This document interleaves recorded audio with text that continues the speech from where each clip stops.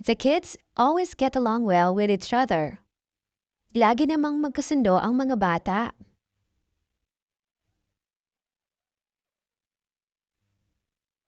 Can you pick me up at the station later?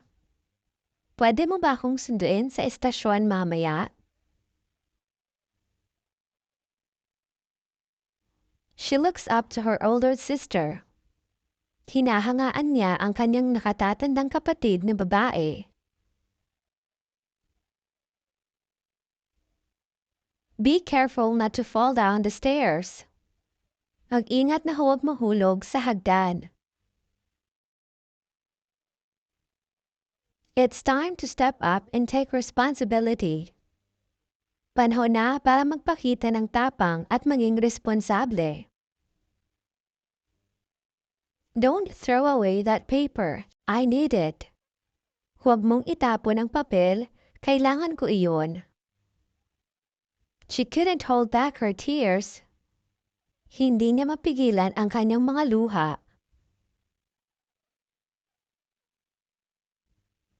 I need to find out the truth. Kailangan kong alamin ang totoo.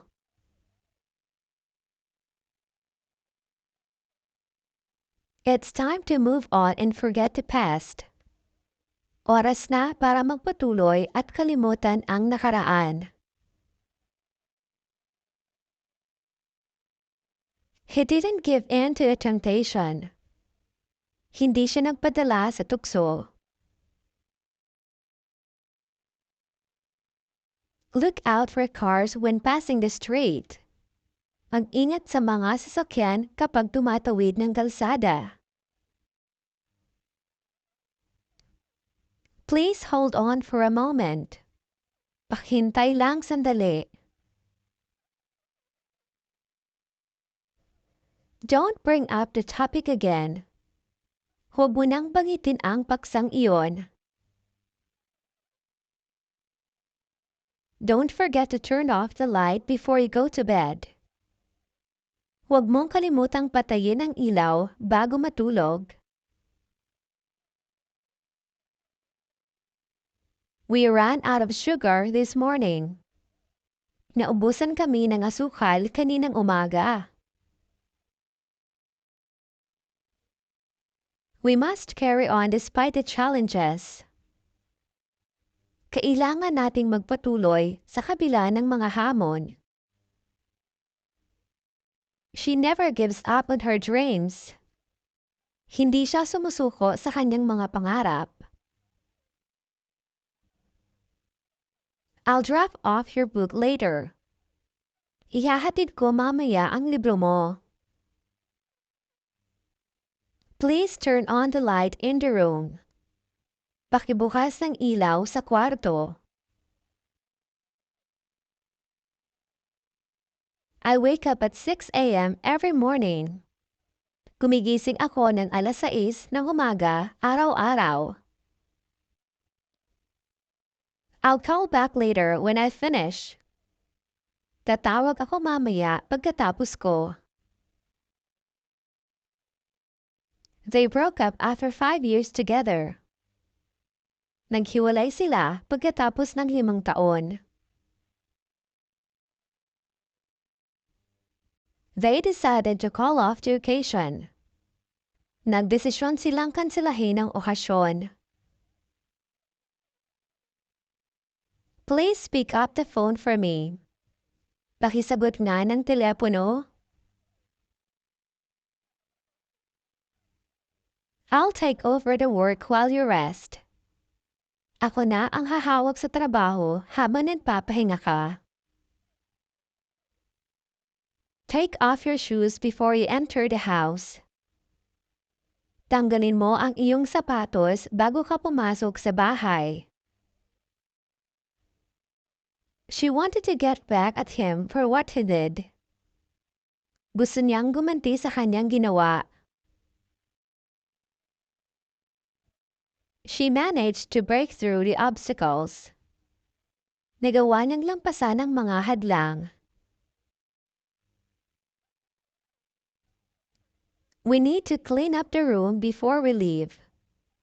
Kailangan nating linisan ang silid bago tayo umalis. She's trying to come up with a solution to the problem. Sinusubukan niyang makaisip ng solusyon sa problema. Please turn down the music. It's too loud. Pakihinaan ang musika. Ang lakas. I'll help you figure out what went wrong. Tutulungan kitang alamin kung ano ang nangyari.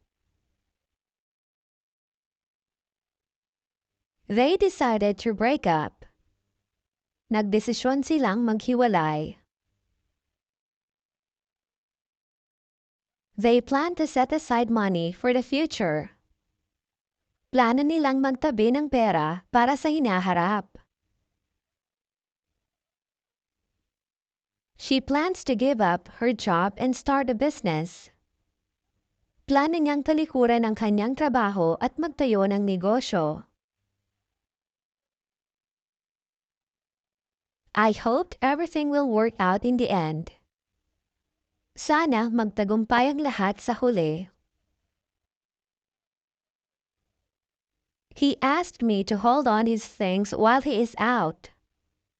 Hiniling niyang hawakan ko ang kanyang mga gamit habang siya ay nasa labas.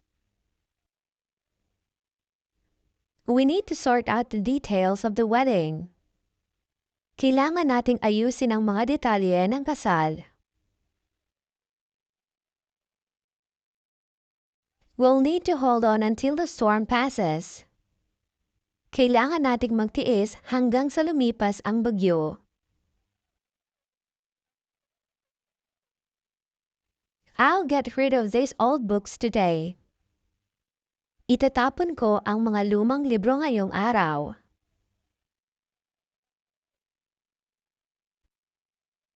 I need to get rid of this trash before they arrive. Kailangan kong itapon ang mga basurang ito bago sila dumating.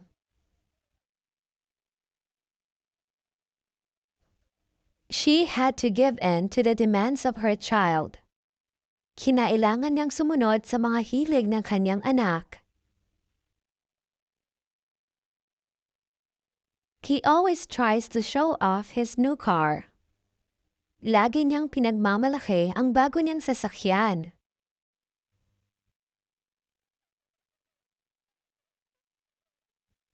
I look after my siblings when our parents are away. Inaalagaan ko ang mga kapatid ko kapag wala ang aming mga magulang.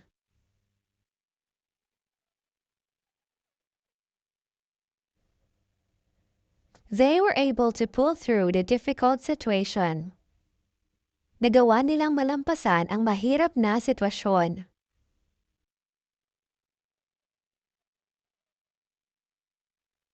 She stayed late to finish her work.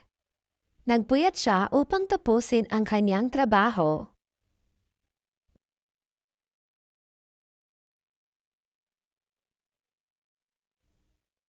I'm trying to hold on my patience. Sinusubukan kong pigilan ang aking pasensya.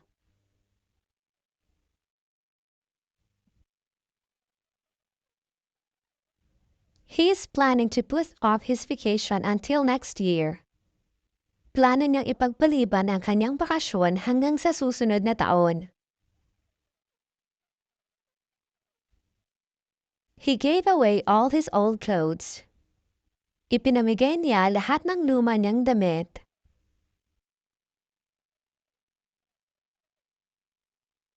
He called up his friend to ask for an advice. Tinawagan niya ang kanyang kaibigan para humingi ng payo. I need to sort out my schedule for next week. Kailangan kong ayusin ang schedule ko para sa susunod na linggo. She broke down when she heard the news. Umiyak siya nang marinig ang balita.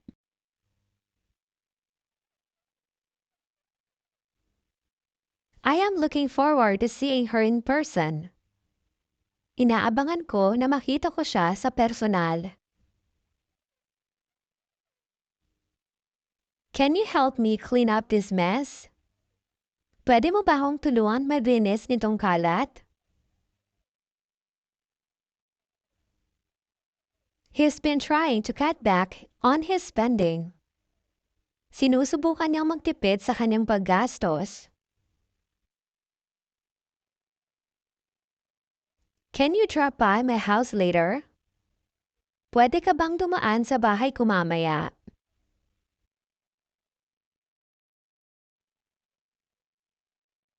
I'll call you back once I'm done with this. Tatawagan ulit kita kapag natapos na ako rito. I can't figure out what has happened. Hindi ko malaman kung ano ang nangyari.